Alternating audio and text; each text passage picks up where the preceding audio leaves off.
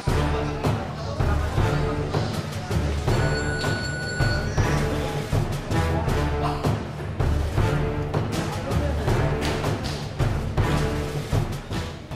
sure they have to kill their people, not to expose them in the public. It's unfair for that to the president that all the killings, all the crimes charged to the president.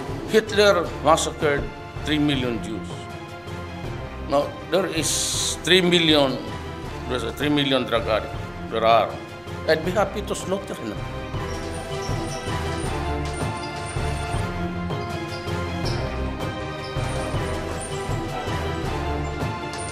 Experience ko, hindi man ako naging addict, kumbaga natikman ko. Inaamin ko, bakit ako magsisinungaling, magkasala pa ako sa Panginoon. Kaya nga, sabi ko sa inyo, pag sinabing bawal, bawal. Experience ko yan nung bata pa ako, when I was young, when I was 16 years old. I can testify to all of them na hindi talaga mabuti yan. Ihinto niyan, hindi mabuti, hindi magandang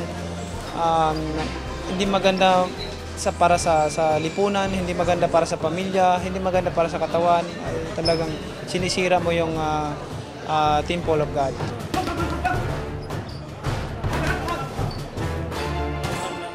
I'm confident to win the fight. God is good.